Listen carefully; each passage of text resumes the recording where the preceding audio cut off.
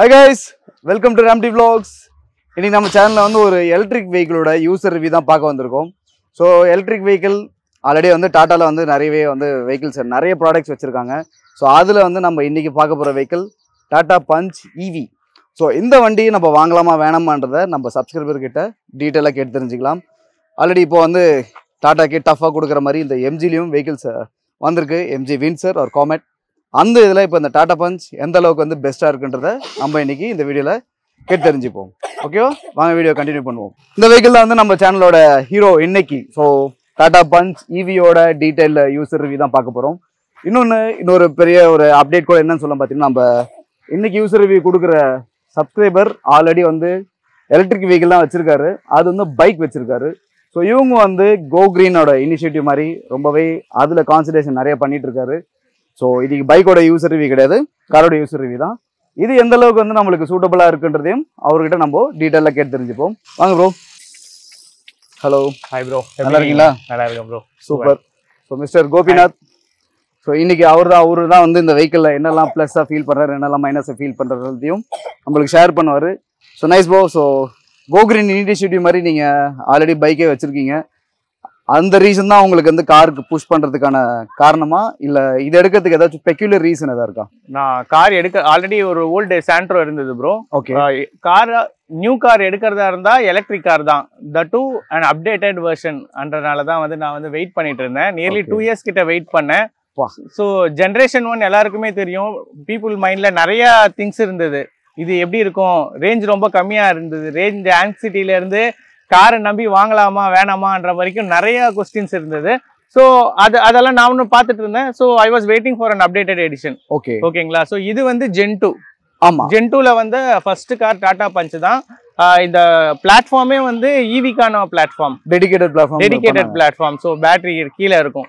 So அதுக்காக wait பண்ணி தான் வாங்கினேன். 1 year வெயிட்டிங்ல இருந்தது. எப்போ வரும்னு வெயிட் பண்ணிட்டு இருந்தேன். ஸோ வந்து கரெக்டாக வந்த ஃபர்ஸ்ட் மந்த்தே புக் பண்ணிட்டேன். Almost more then a year ஆயிடுச்சு. ஓகே. இந்த வெஹிக்கிளோட டெலிவரி வீடியோவும் நம்ம கவர் பண்ணியிருப்போம். ஸோ அதுக்கான லிங்க்கும் நான் ஷேர் பண்ணிடுறேன். இவி. ஸோ அது வந்து நீங்கள் டாடா பஞ்ச் போகிறதுக்கான முக்கிய காரணம் எதாவது இருக்கா? வேறு ஏதாவது வண்டியில் நீங்கள் அனலைஸ் பண்ணியிருப்பீங்க மார்க்கெட்டில், அதுக்கு எதுக்கும் நீங்கள் ஏன் டாடா பஞ்ச் போனீங்க? ஸோ நமக்கு ஆல்ரெடி தெரியும், டாட்டாவில் வந்து ஆல்ரெடி 1 year-ஆவே 2 to 3 மாடல்ஸ் வந்திருக்கு. Nexon being the maximum. ஓகேங்களா. ஸோ அதோடைய ப்ரைஸ் பாயிண்ட் பார்த்தோம்னா 16 to 20 lakhs வரும். So it's not affordable. Even though நம்ம கிரீன் இனிஷியேட்டிவா நினைச்சாலும் we have EMIs to pay என்ற மாதிரி தான் அது. ஸோ நான் வந்து ஒரு இன்டர்மீடியட் பட்ஜெட்ல பார்த்துட்டு இருந்தேன். என் பட்ஜெட் பார்த்தீங்கன்னா அரௌண்ட் 10 lakhs. ஓகே. ஸோ நார்மலா நம்ம ஒரு ஃபுல் ஃபிளெஜ்டு எல்லாம் இருக்கிற காரை பார்த்தோம்னா 10 lakhs we need to afford it. Either ஒரு ஸ்மால் காராக இருந்தாலும் சரி, இன்டர்மீடியட் காராக இருந்தாலும் சரி, நமக்கு ஒரு பேசிக் நெசசிட்டிஸ்ல இருந்து கொஞ்சம் நமக்கு எல்லா நெசசிட்டிஸ் இருந்ததுன்னா 10 lakhs கிட்ட வந்துடும். ஸோ இவி என்னும் போது I am ready to pay extra 3 lakhs. So என்னுடைய பட்ஜெட் வந்து அரௌண்ட் 14 lakhsக்கு நான் பிளான் பண்ணேன். ஸோ இதுக்கு முன்னாடி வந்து டியாகியோ வந்தது 10 to 11 lakhs வந்து. பட் நான் அதோடைய கான்ஃபிகரேஷனும் சரி, அதோடைய இதுவும் சரி, I am not satisfied. Okay. So இது வந்து நமக்கு எல்லாமே உள்ள வந்துருச்சு. ஸோ மெயின் ரீசன் பட்ஜெட் ஓரியன்டேஷனில் தான் நம்ம ப்ரோ வந்து இந்த வெஹிக்கிளை சூஸ் பண்ணியிருக்காரு. ரேஞ்ச். ஸோ ரேஞ்ச் ஆங்ஸைட்டி சொன்னீங்க இல்லையா? ஸோ இதை வந்து நம்ம சிட்டியில் ட்ரைவ் பண்ணும்போது எவ்வளோ ரேஞ்ச் வரைக்கும் நம்ம இதில் எக்ஸ்பெக்ட் பண்ணியிருக்கீங்க? ப்ரோ சிட்டியில் வந்து நான் வந்து ஜென்ரேஷன் மோடு யூஸ் பண்ணி பிரேக் போட்டு தானே போவோம் நாம. ஸோ அந்த மோடில் போனான்னா நான் வந்து 280 வரைக்கும் வந்துருக்கு. 280 நான் எடுத்துட்டேன். ஓகே. இது எக்கோ மோடா இல்லை நார்மல் மோட்லையா? எக்கோ மோடு தான். எக்கோ மோடு மேக்ஸிமம் நம்ம வந்து 300 வரைக்கும் ஓட்டலாம். 280 to 300 நம்ம சிட்டி டிராஃபிக்ல ஓட்டலாம். ஓகே. ஓகேங்களா. டோட்டல் ரெஸ்பான்ஸ் எப்படி இருக்கு எக்கோ மோட்ல? டோட்டல் ரெஸ்பான்ஸ் வந்து டிஃபால்ட்டாவே ஒரு பிரேக் அப்ளை ஆகும். நம்ம வந்து ஆக்சிலேட்டர்ல இருந்து எடுத்த உடனே வந்து ஆட்டோமேட்டிக்கா பிரேக் அப்ளை ஆகும். ஓகே. இது வந்து நீங்க ஜென் 1 ரீஜன் ஜென் 1 வச்சா இல்ல ஜென் 2 வச்சா? ஜென் 3 வச்சோம்னா ரொம்ப பிரேக் அப்ளை ஆகும். ஓகேங்களா. ஜென் 2ல லைட், ஜென் 1ல மைல்டா பிரேக் அப்ளை ஆகும். சோ நம்ம டிராபிக்கை பொறுத்து நம்ம வந்து அந்த மோட செட் பண்ணிக்கலாம். ஓகே. ஓகே. இப்போ இதே வந்து நீங்க நார்மல் மோடுக்கும் எக்கோ மோட்ல இருக்கிற டிஃபரன்ஸ் ஏதாச்சும் எவ்வளவு ஃபீல் பண்றீங்க? ஆமா, இப்போ அதுதான் சொல்றேன் இல்லைங்க, நம்ம கொஞ்சம் ஸ்மூத்தா போறோம்னா வந்து நார்மலாவே வச்சுக்கலாம். ஸோ இன்கேஸ் நம்ம அப்பப்போ பிரேக் போட்டு போறோம், கான்ஸ்டன்ட் பிரேக்கிங் இருக்குன்னா ஜென்ரேஷன் ஆன் பண்ணிக்கலாம். ஓகே. ஸோ நம்ம கொஞ்சம் சேஃபாகவும் இருக்கும். ஏன்னா இந்த பைக்கை பொறுத்த வரைக்கும் ரோலிங் ரெசிஸ்டன்ஸ்னு சொல்லுவாங்க. ஸோ வண்டி வந்து ரொம்ப ஃப்ரீயா போகும் பிரேக் அப்ளை ஆகலைன்னா. ஆமா ஆமா. ஸோ மைலேஜ் நல்லா எஃபெக்டிவா இருக்கிறதுக்கோசரம். ஸோ அந்த மாதிரி நம்ம சிட்டி டிராஃபிக்ல ரொம்ப ஸ்பீடா போக முடியாது. ஸோ அந்த மாதிரி டைம்ல மோட் ஜென்ரேஷன் 1 வச்சு போனா நமக்கு கொஞ்சம் சேஃப்டி. ஓகே. இல்லைன்னா நம்ம ரொம்ப ஸ்லோவா போனோம். ஓகே. ஸ்போர்ட் மோட் வந்து நல்லா குயிக்கா இருக்கும் ப்ரோ. அவ்வளோ ஸ்போர்ட் மோட் கூட தேவை கிடையாது. நான் சொல்ல சிட்டி மோட்லயே நமக்கு அந்த குயிக்னஸ் கிடைச்சிருது. ஆமா. Okay. Kind of sports car தான் நான் சொல்லுவேன். ஸோ அந்த மேனுவர் டிரிஃப்டிங் எல்லாமே வந்து ரொம்ப குயிக் அண்ட் எஃபிஷியன்ட்டாவே இருக்கு.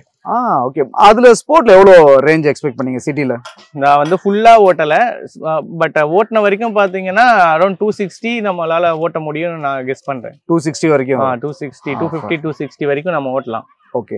ஹைவேஸ்ல டிரைவ் பண்ணிருக்கீங்களா? ஹைவேஸ்ல டிரைவ் பண்ணிருக்கேன். அதுல எவ்வளவு வந்திருக்கு மைலேஜ்? நான் மேக்ஸிமம் சொல்ல போனோம்னா 350 எடுத்துட்டேன். 350 எடுத்துட்டேன் வித்தவுட் ரீஜன். ஓகே. அப்படியே ஸ்மூத் டிரைவிங். நைஸ். 350 செம்ம பெரிய மைலேஜ்ல கைஸ். 350 நம்ம எப்பயுமே 350 எதிர்பார்க்க முடியாது, பட் ஆனா இட் கேன் கிவ் us 350. நம்ம ஃப்ரீயா போனாலும் வந்து ஒரு 320 to 340 வந்து நம்ம வந்து ஸ்மூத் டிரைவிங்ல நம்மளால எடுக்க முடியும். செம்ம மைலேஜ் கைஸ். ஆக்சுவலி யூசுவலா ஈவி எடுத்தாலே வந்து 250 கிலோமீட்டர்ல வந்து நம்ம டிராவல்ல லிமிடேட் பண்ணிக்கிற மாதிரி இருக்கும். பட் இதுல வந்து மோர் தென் 300, 320 பவர் சொன்ன மாதிரி 350 கிலோமீட்டர்லாம் வந்து ஒரு நல்ல ரேஞ்ச் ஆக்சுவலி. ஸோ நாம இப்போ பெட்ரோல் வண்டியை ஓட்டி நமக்கு பழக்கம் இருக்கும் சார். ஒன்று நம்ம சொல்லணும் இதில். ஸோ அதை ஓட்டிட்டு நம்ம இதை ஓட்டும் போது நமக்கு ஃப்ரீக்வெண்ட்டாக நம்ம ஆக்சிலேட்டர் நல்லா பவராக பூஸ்ட் பண்ணுவோம், பிரேக் அப்ளை பண்ணுவோம். ஸோ அந்த மாதிரி இது ரன் பண்ணனா நான் கார் வாங்கின புதுசில் எனக்கு வந்து அரௌண்ட் 270, 280 தான் வந்துச்சு. ஓகே. நான் வந்து அந்த பீப்புளை கேட்கும்போது சார் எல்லாமே உங்க டிரைவிங் ஸ்டைல் தான். எக்ஸாக்ட். நீங்க எவ்வளோ ஸ்மூத்தா வந்து இதுவா ஓட்டுறீங்களோ அந்த அளவுக்கு வந்து நீங்க எஃபிஷியன்சி எடுத்துட்டு வரலாம். ஸோ நான் வந்து திங்க் பண்ணிட்டு இருந்தேன் இது எந்த அளவுக்கு எஃபிஷியன்சியா. அவர் சொன்னாரு இந்த கிலோவாட் பெர் ஹவருக்கு வந்து நீங்க 80 to 90 தான் எடுக்கணும். அப்ப எந்த பார்த்தா 135 இருந்தது. 135, 140. நான் இது வாங்கின புதுசுல பெட்ரோல் வண்டி ஓட்டினோம். அதுக்கப்புறம் வந்து கான்ஸ்டன்டா நம்ம ஆக்சிலரேஷனை வந்து ஆப்டிமைஸ் பண்ணிட்டே வந்தப்போதான் என்னால அந்த அவுட்புட் எடுக்க முடிஞ்சது. அடாப்ட் பண்ணிட்டீங்க. ஆமா. நிறைய பேரால அந்த மாதிரி இது பண்ண முடியாது. நம்ம ஏன்னா கொஞ்சம் கேஷுவலா ரேஷா ஓட்டி நமக்கு இதுவா இருந்ததுன்னா அவ்வளவு ரேஞ்ச் வராது. Okay. Okay. So driving comfort, so vehicle drive பண்ணுறதுக்கு உங்களுக்கு அந்த டைனமிக்ஸ் எப்படி ஃபீல் பண்ணுறீங்க? ஸோ ஈவியில் இருக்கிற பெரிய ப்ளஸ் பார்த்தோன்னாலே நமக்கு டிரைவிங் கம்ஃபர்ட் தான். கைண்ட் ஆஃப் லக்ஸரி கார் தான் நம்ம சொல்லணும். நீங்கள் இன்டர்மீடியேட் காரே நமக்கு 10 lakhs வந்துடுது. ஸோ இந்த கார்லேயும் வந்து நமக்கு அந்த அளவுக்கு வந்து குவைட்டு வைப்ரேஷன் இருக்காது, சுத்தமாக நாய்ஸ் இருக்காது, நம்ம போகிறதே தெரியாது. சம்டைம்ஸ் டிராஃபிக்கில் நம்ம ஹாரன் கொடுத்தாதான் வந்து பக்கத்தில் நம்ம போகிறோன்றதே தெரியும். ஸோ இந்த மாதிரி சில மைன்யூட் இது இருக்கு. ஸோ நமக்கு டிரைவிங் கம்ஃபர்ட் ரொம்பவே நல்லா இருக்கும். ஓகே. ப்ளஸ் அந்த ஃபீல், அந்த டிரைவ் ஃபீல் இருக்கு இல்லையா, அது நீங்கள் பெட்ரோல் வண்டி ஓட்டுறதுக்கும் இந்த இவி வண்டி ஓட்டுறதுக்கும் உங்களால் என்ன டிஃபரன்ஸ் வந்து உங்களால் ஃபீல் பண்ண முடிஞ்சது? பெட்ரோல் வண்டியில கூட நமக்கு நிறைய ஒரு மாடல்ல பவர் தான், இன்ஜின் பவருக்கு ஏற்ற மாதிரி தான் நமக்கு அந்த ஃபீல் கிடைக்கும். ஓகே. ஸோ இதுல வந்து மேக்ஸிமம் பவர் தான். ஓகே. நம்ம அந்த லாங் ரேஞ்சை பொறுத்த வரைக்கும் பவர் அதிகம். நீங்க நம்ம இதுல ஷார்ட் ரேஞ்ச் போனோம்னா அதோடைய பவர் கெப்பாசிட்டி கம்மி.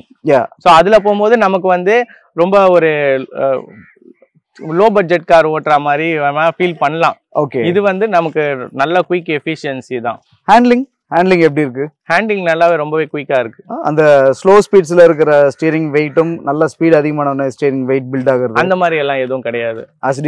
ஆல்மோஸ்ட் ஆல்ரவுண்ட் எல்லா ஸ்பீட்ஸ்லயும் ஒரே டைப்ல தான். ஏன்னா அதுல நம்ம சொன்ன வைப்ரேஷன் அந்த மாதிரிலாம் எதுவும் கிடையாது. ஸோ ரொம்ப ஃப்ரீயா தான் இருக்கு டிரைவ் பண்றதுக்கு. ஓகே. நான் டிரைவிங் வந்து ரொம்ப லைக் பண்ணி தான் இது பண்ணேன். ஸோ மெயினா நம்ம ஈவி போறதுக்கு ஒன் ஆஃப் த ரீசன் வந்து அந்த டிரைவிங் கம்ஃபர்ட் தான். இதுல ஒரு மேஜரா வந்து ஸ்டீரிங்ல வந்து ஆட்டோ சென்டர் வந்து ரொம்ப அதிகமா இருக்கு அப்படின்ற மாதிரி ஒரு பரவலான ஒரு கம்ப்ளைண்டா இருக்குன்னு கூட சொல்லலாம். நீங்க எப்படி அதை ஃபீல் பண்ணீங்களா இல்லையா? ப்ரோ நமக்கு ஹேண்ட்லிங் ரொம்ப ஃப்ரீயா இருக்கிறனால மற்றவங்க கொஞ்சம் டைட்டா இருக்கும். ஸோ நம்ம கொஞ்சம் டைம் எடுத்து அட்ஜஸ்ட் பண்ணுவோம். இது ரொம்ப ஃப்ரீ ஃப்ளோவா இருக்கும். ஸோ நம்ம விட்ட உடனே கொஞ்சம் அது வந்து கொஞ்சம் ஆட்டோ அட்ஜஸ்ட்மெண்ட் மாதிரி வரும். ரொம்ப குயிக்கா இருக்கு. கொஞ்சம் குயிக் தான். நார்மல் பீப்புள் வந்து அதை வந்து என்னடா அது டக்குன்னு இதாகுதுன்னு சொல்லி ஃபீல் பண்ண, நம்ம கை எடுத்தோம்னு வச்சுக்கோங்களேன், ஆட்டோமேட்டிக்கா வந்து அது கொஞ்சம் சென்டர் அலைன் ஆக ஆரம்பிச்சிடும். ஆமா. ஸோ நம்ம ரொம்ப கர்வ் எல்லாம் திருப்பிட்டு லைட்டா ஃப்ரீ விட்டோம்னாலே ஆட்டோமேட்டிக்கா வந்து அது ஸ்ட்ரெயிட்ல நின்னுடும். ஓகே. கொஞ்சம் பேருக்கு அது வந்து கொஞ்சம் இதுவா இருக்கலாம். நான் லைக் பண்ணேன். ஓகே நீங்க லைக் பண்ணிட்டீங்க. ஆமா, நம்ம குயிக்கா இந்த ரோட்ஸ் இது பண்ணும்போது வந்து நமக்கு அது கொஞ்சம் நல்லாவே இருந்துச்சு. Okay, so fine. ஹேண்ட்லிங், இந்த வண்டி ஹேண்டில் பண்றதுக்கு உங்களுக்கு அந்த நல்ல ஹை ஸ்பீட்ஸ்ல இதோட ஸ்டெபிலிட்டிலாம் எப்படி ஃபீல் பண்ணிருக்கீங்க? நான் வந்து அரௌண்ட் 110 அந்த ரேஞ்ச் வரைக்கும் தான் ப்ரோ ஓட்டியிருக்கேன். ரொம்ப Okay. மேக்ஸ் ஸ்பீட் எல்லாம் போகல. ஸோ அந்த ஸ்பீட்லயே வந்து நமக்கு வந்து இது இருக்கு, ஸ்டெபிலிட்டி ஒரே மாதிரி தான் இருக்கு. சேமா தான் இருக்கு. ஆமா. ஸோ ஓகே, அந்த இதுல மெயினா கான்சென்ட்ரேட் பண்றாங்க என்னை பொறுத்த வரைக்கும் டாட்டால. ஸோ வந்து வைப்ரேஷன் இல்லைன்றனால, ஸோ நார்மல் கார்ல கொஞ்சம் இன்டர்மீடியட் கார்லலாம் நம்ம ஒரு 90, 100ன்னு போனாலே கொஞ்சம் லைட்டா டிஃபரன்ஸ் தெரியும். ஹேண்ட்லிங்கும் சரி, காரோடைய வைப்ரேஷன் சரி, அந்த மாதிரிலாம் இது எதுவுமே கிடையாது. ஓகே. 60ல இருக்கிற மாதிரி தான் 100லயும் எனக்கு இருக்கு. ஸோ நம்ம 100ல போற மாதிரியே தெரியாது. ஸோ நார்மலா நம்ம வந்து ஏதோ 60, 70ல போற மாதிரி தான் இருக்கும். பார்த்தா நம்ம 110ல போயின்னு இருப்போம். ஓகே, வெஹிக்கிள் கார்னரிங் ஸ்டெபிலிட்டி எப்படி ஃபீல் பண்றீங்க? நல்லா இருக்கு ப்ரோ. ஆஸ்டிஸ் அந்த லைன் அப்படியே கரெக்டா இருக்கு, மெயின்டைன் பண்ணிட்டு. ஏன்னா இது கொஞ்சம் நல்லா, இது சீட் எல்லாம் எல்லாமே கொஞ்சம் டயர் பெருசா தான் கொடுத்துருக்காங்க. ஆமா ஆமா ஆமா. ஸோ அதனால வந்து ஸ்டெபிலிட்டி வந்து அதிகம் தான். அந்த இதுலயும் அவங்க வந்து இது பண்ணியிருக்காங்க. ஓகே, மெயினா வந்து நம்ம இது நெகட்டிவ் ரிமார்க்ஸ் நம்ம எதுவுமே சொல்லலைன்னு யோசிச்சாங்கன்னா பீப்புள் வந்து சஸ்பென்ஷன் வந்து ஓகே, நம்ம ரொம்ப லக்ஸரி கார்ல இருக்கிற மாதிரி சஸ்பென்ஷன் எதிர்பார்க்க முடியாது.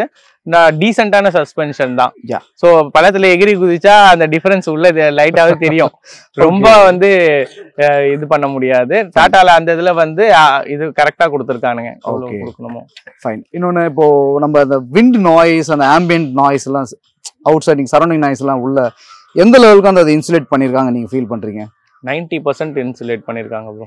ஓகே, 90%. சம்டைம்ஸ் மைல்டா என்னுடைய டயரை நாம டர்ன் பண்ணும்போது அந்த ஸ்க்ரீச் சவுண்டு என்னால உள்ள ஃபீல் பண்ண முடிஞ்சது.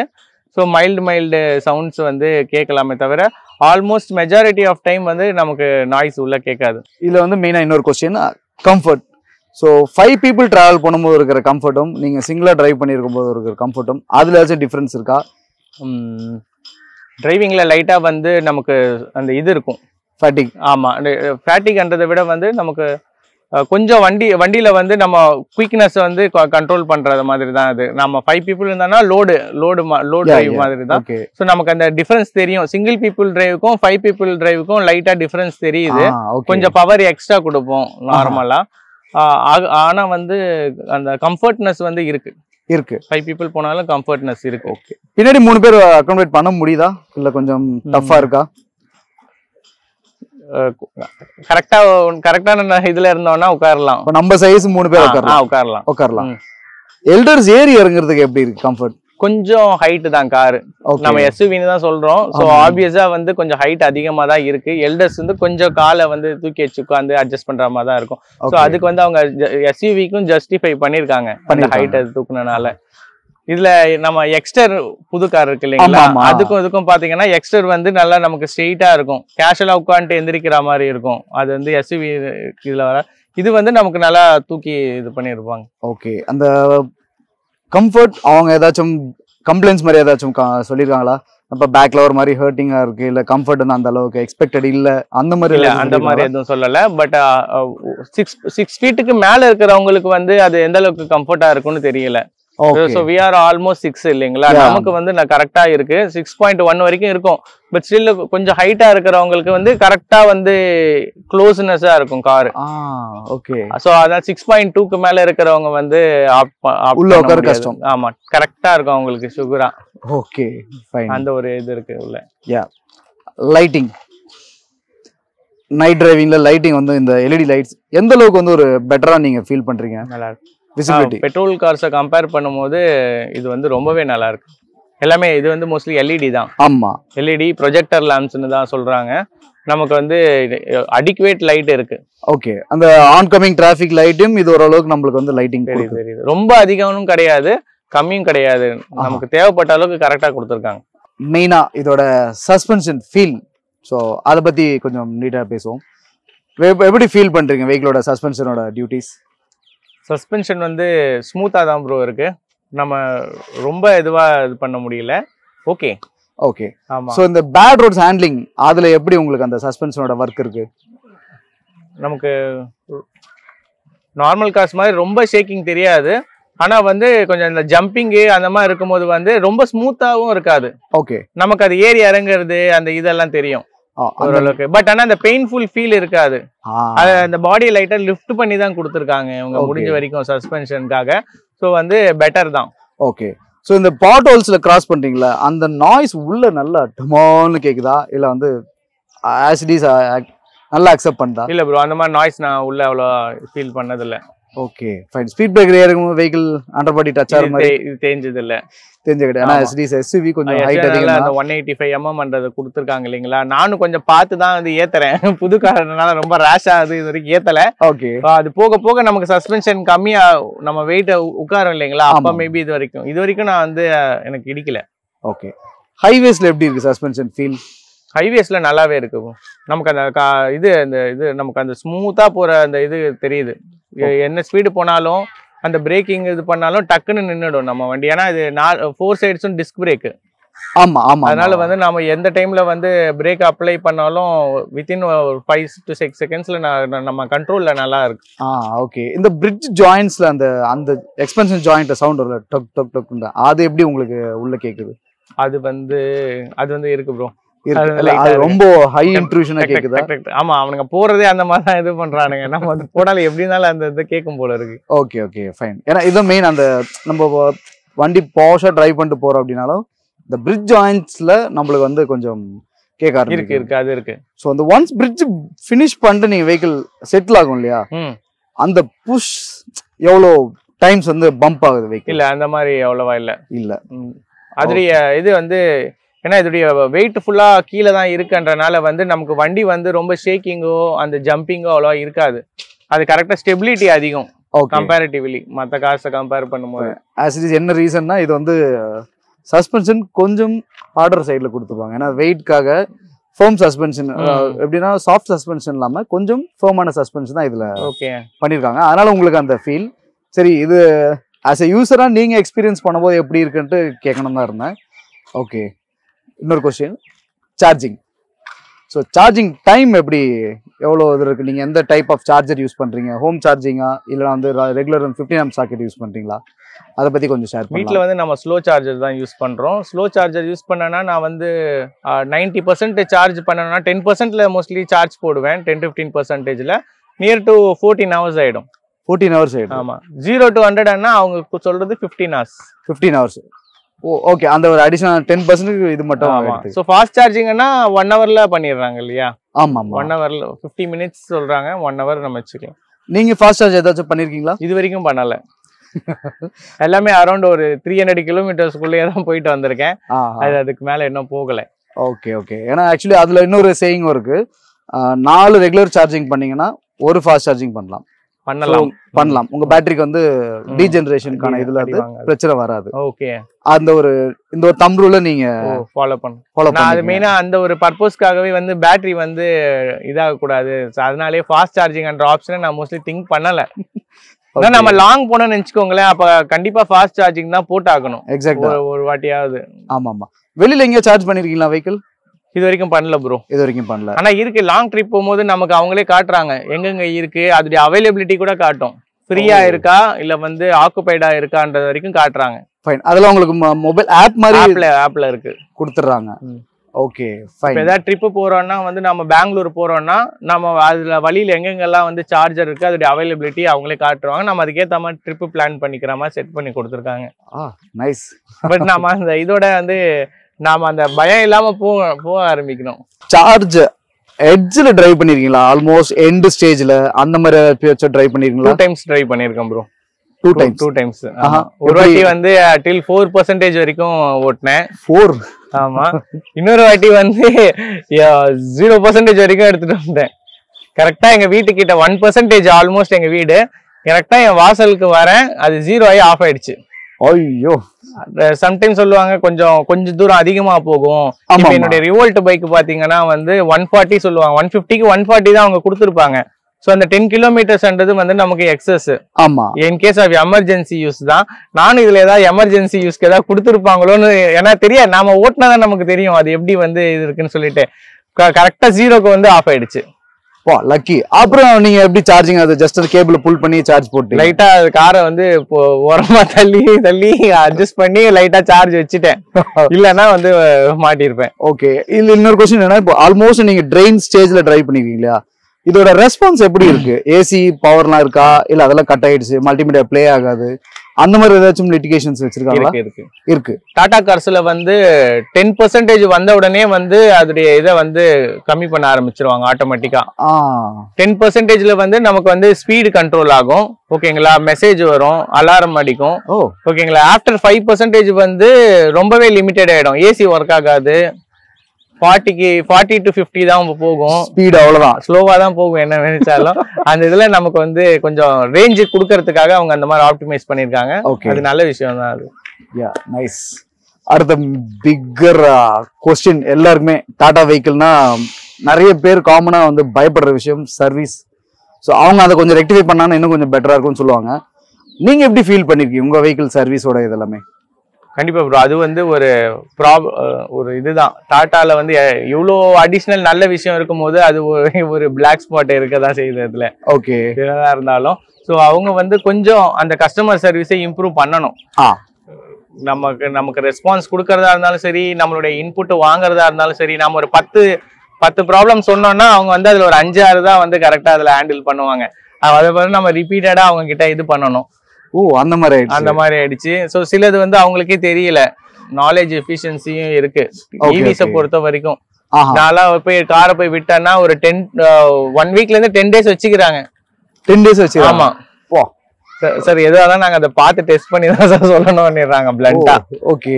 பட் சர்வீஸ் எல்லாமே வந்து ரெகுலர் அந்த ஐஸ் இன்ஜின் குடுக்குற அங்கேயே தான் சர்வீஸ் பண்றாங்களா, இல்ல ஈவிக்கும் தனியா டெடிகேட்டட் ஏதாச்சும்? ஒரே இடத்துல தான் பண்றாங்க. ஃபைன். பிரைஸ் எவ்வளவு வருது ஒரு சர்வீஸ் கொடுத்தீங்கன்னா?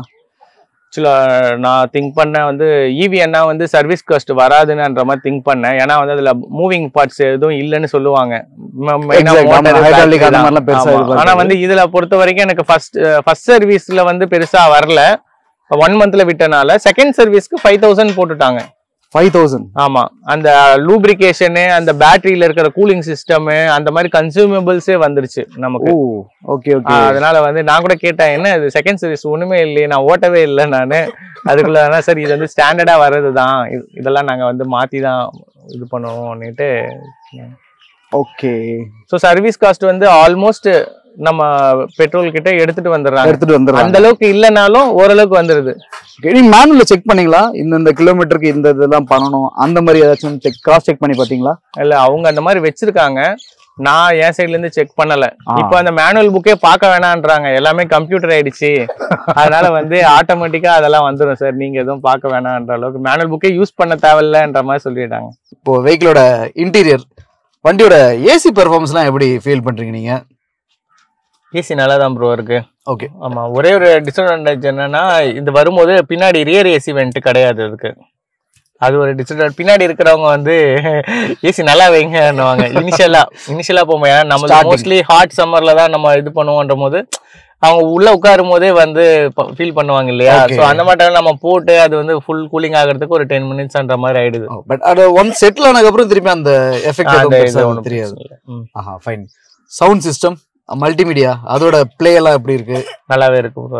அர்மான் தான் கொடுத்துருக்காங்க 4+2 அது. அதனால வந்து அந்த எஃபெக்ட் நான் ரொம்ப லைக் பண்ணேன். ரொம்ப நல்லா அதிகமாவே இருக்கு. நல்லா பிளே பண்ணும்போது அந்த வைப்ரேஷன்ஸ் மாதிரி கும் கும்னு அந்த எங்கேயாவது ஒரு இடத்துல டோர் பேட்ஸ்ல வைப்ரேஷன்ஸ் அந்த மாதிரி ஏதாச்சும் ஃபீல் பண்ணீங்களா? இல்ல, ட்வீக்கர்ஸ் தான் கொடுத்துருக்காங்க, 2 ட்வீக்கர்ஸ். அதுல கொஞ்சம் டிஃபரன்ஸ் வரும். ஸோ ஆட்டோமேட்டிக்கா நம்ம இதுல இன்னொரு நான் ஒரு டிஃபரன்ஸ் ஃபீல் பண்ணேன்னா, ஒரு 70 போகும்போது கிலோமீட்டர் இன்க்ரீஸ் பண்றோம் இல்லைங்களா, ஆட்டோமேட்டிக்கா உள்ள வந்து நாய்ஸ் இன்க்ரீஸ் ஆயிடுது. ஆமா. யூஸ்வலா இப்ப நமக்கு பெட்ரோல் வண்டியில வெளி நாய்ஸ் இந்த இதுல எல்லாம் டிஸ்டர்பன்ஸ் இருக்கும். இதுல வந்து நமக்கு வெளி டிஸ்டர்பன்சஸ் இருக்காது. அதனும் போது நமக்கு திடீர்னு சவுண்டு நல்லா பீட்டா அதுவே நம்ம வால்யூம் இன்க்ரீஸ் பண்ண மாதிரி கேட்க ஆரம்பிச்சிடும். ஆக்சுவலி அது என்னன்னா ஸ்பீட் டிபெண்ட் வால்யூம் கண்ட்ரோல்னு ஒன்று இருக்கு. ஸோ நீங்க 60 km ஸ்பீட்ல வந்து அதே ஒரு 10 வால்யூம் வச்சிருந்தீங்கன்னா 60ல ஒரு சவுண்ட் கேட்கும். நீங்க 80ல போனீங்கன்னா இன்னும் சவுண்ட் கேட்கும். 100ல அதிகமாயிடும். 120ல இன்னும் அதிகமா கேட்கும். ஸோ இப்போ வந்து நீங்க அப்படியே அந்த இதை ரெடியூஸ் பண்ணிட்டு ஸ்பீட் ரெடியூஸ் பண்ணீங்கன்னா ஆட்டோமேட்டிக்கா அதோட இது குறைஞ்சிரும், மாறிடும். ஓகே, அந்த டச் ஸ்கிரீன் இன்ஃபோடெயின்மென்ட் சிஸ்டம் அதோட இது மல்டிமீடியா அது எப்படி இருக்கு? கனெக்டிவிட்டி இஷ்யூஸ்லாம் ஏதாவது இருக்கா? இல்ல ப்ரோ, எனக்கு அவ்வளோ கனெக்டிவிட்டி இல்லை. எனக்கு இந்த போர்ட் மட்டும் அப்பப்போ டிஸ்கனெக்ட் ஆகுற மாதிரி ஒரு இருக்கு. நான் சொன்னேன், அவங்க வந்து பெருசா இது பண்ணல. அதெல்லாம் கரெக்டா தான் இருக்கும்ன்ற மாதிரி. அவங்க வந்து வயர்ல ப்ராப்ளம் இருக்கும், உங்க போன்ல வந்து கனெக்டிவிட்டியில நீங்க வயர் மாத்தி பாருங்க அந்த மாதிரி தான் சொல்றாங்களே தவிர அவங்க சைட்ல ஏதாவது இஷ்யூ இருக்குமான்னு அவங்க செக் பண்ண மாட்டேங்கிறாங்க. அந்த அந்த நமக்கு அந்த யூஎஸ்பி வயர் வந்து அப்பப்போ டிஸ்கனெக்ட் ஆயிடுது. Okay okay okay. Gear selections, so இது எப்படி ஃபீல் பண்றீங்க? இது நல்லா இருக்கு ப்ரோ, நல்லா இருக்குல்ல? ஆமா, நார்மல் கியரை விட இது ஓகே. ஜஸ்ட் லைக் ஏஎம்டி மாதிரி தானே, நமக்கு ஃப்ரண்ட் பேக் நியூட்ரல் பார்க்கிங் லாக்கும் அதுதான் கொடுத்தாங்க. ஆமா, பட் அந்த நல்ல வெயில் டைம்ல கூட உங்களுக்கு வந்து விசிபிலிட்டில இருக்கா? விசிபிலிட்டி கம்மி தான் வெயில் டைம்ல. பட் நமக்கு தெரியும் இல்லைங்களா, ஆட்டோமேட்டிக்கா ரைட் ஆர் லெஃப்ட் அந்த மாதிரி அந்த யூஸ் ஆயிட்டோம்னா பிரச்சனை இல்லை. ஆமா. இப்போ சீட் கம்ஃபர்ட், ஆக்சுவலி உங்களுக்கு வந்து அந்த லம்பார் சப்போர்ட் சொல்லுவாங்க, பேக் சப்போர்ட், இது எப்படி ஃபீல் பண்றீங்க நீங்க? ஸோ இதுல டிரைவர் சீட்டை பொறுத்த வரைக்கும் 3 ways ஆஃப் இது கொடுத்துட்டாங்க. Front and back, up and down, back side. So அதனால வந்து ஆல்மோஸ்ட் பொசிஷன் கவர் ஆயிடுச்சு. இது மட்டும் தான் வந்து வெறும் கீழே இதுதான், நமக்கு ஃப்ரண்ட் அண்ட் பேக் வராது ஸ்டீரிங். அந்த ஒண்ணு இல்ல இதுல. ராட்டில்ஸ் மாதிரி ஏதாச்சும் கிளக்கிளன்னு சவுண்ட் வர மாதிரி அந்த மாதிரி ஏதாச்சும் ஃபீல் பண்ணிருக்கீங்களா? இல்ல, இது வரைக்கும் ஃபீல் பண்ணல. இது வரைக்கும் அந்த மாதிரி இல்ல. ஆம்ரெஸ்ட் இல்ல, அது எப்படி பாக்குறீங்க? எனக்கு ஒரு ஃபர்ஸ்ட் நான் ரொம்ப இது ஃபீல் டாப் எண்டுக்கும் அதுக்கும் ஒன் ஆஃப் த இது வந்து ஆம்ரெஸ்ட். நாம அதை யோசிக்கும் போது தான் நமக்கு வந்து அந்த டிஸ்கம்ஃபர்ட் தெரியுது. இருந்ததுன்னா நல்லா இருக்குமேன்னுட்டு ஒரு ஃபீல். அது நான் வெளியில ஒரு அசசரியாவும் நம்மளால போட முடியல. ஓ அப்படியே. இது ஈவின்றனால வந்து மோஸ்ட்லி எலக்ட்ரிக்கல் அசசரிஸ் அவங்க இது போடக்கூடாது சொல்லிட்டாங்க. ஓ, இந்த மாதிரி அசசரிஸும் வந்து இதுக்கு வராதுன்னு சொல்லிட்டாங்க. ஓகே. ஆக்சுவலி ஆஃப்டர் மார்க்கெட்ல இருக்கு, ஆக்சுவலி நிறைய கார்ஸ் பண்ணிட்டு இருக்காங்க. ஓகே, பட் மேபி நீங்க ட்ரை பண்ணி பார்க்கலாம். செக் பண்ணல இது வரைக்கும். நான் கண்டிப்பா அதை மட்டுமாவது போடணும்னு யோசிக்கிறேன். எனக்கு அதை கான்டாக்ட் கிடைச்சுன்னா சொல்லுங்க. கண்டிப்பா கண்டிப்பா. இது ரேஞ்சோட டிஸ்பிளே நம்ம இன்ஸ்ட்ருமெண்ட் கிளஸ்டர்ல ஷோ பண்ணுது இல்லையா, அதுவும் நீங்க கால்குலேட் பண்றதுக்கும் எந்த அளவுக்கு வந்து உங்களுக்கு பர்ஃபெக்ட்டா இருக்கு? Almost same bro, almost same தான். ஒரே மாதிரி டிரைவர் ஓட்டும் போது நம்ம டிரைவிங் பேட்டர்னுக்கு ஏத்த மாதிரி தான் அது காட்டுது. ஆமா. So last driven pattern, so நம்ம அதே மோட்ல போட்டா நமக்கு அதுல இருக்கிற மாதிரி வந்துடும். நம்ம திடீர்னு வந்து நம்ம எதர் ஃபாஸ்டாவோ இல்ல பிரேக்ஸ் அப்ளை பண்ணி ஹெவி டிராபிக்கோ அந்த மாதிரி போகும்போது நமக்கு சேஞ்சஸ் இருக்கும். ஓகே கைஸ், வீடியோட எண்டுக்கு வந்தாச்சு. உங்க டைம் ஸ்பெண்ட் பண்ணி பார்த்ததுக்கு ஒரு பிக் தேங்க்யூ. ஸோ உங்களோட ஃபீட்பேக் எதாக இருந்தாலும் நம்ம சேனலில் கமெண்ட் பண்ணுங்க. நம்ம ப்ரோ வந்து உங்க டவுட்ஸ் கிளியர் பண்ணுவார். எங்களுக்கு தெரியலனாலும் உங்களுக்கு வந்து நாங்கள் சொல்லுவோம். ஏன்னா இந்த வெஹிக்கிள் ஃபுல்லாக யூஸ் பண்ணுறது அவர் தான். ஸோ நீங்கள் கொஸ்டின் கேட்டாலுமே அவர்கிட்ட நான் கேட்டதான் உங்களுக்கு வந்து அப்டேட் பண்ணேன். அவரும் கமெண்ட்ஸ் பார்ப்பார். ஓகேவா? ஓகே. ஸோ நெக்ஸ்ட் வீடியோவில் வேற ஒரு கண்டென்ட்டை பற்றி பார்ப்போம். Until then, stay tuned. Bye bye.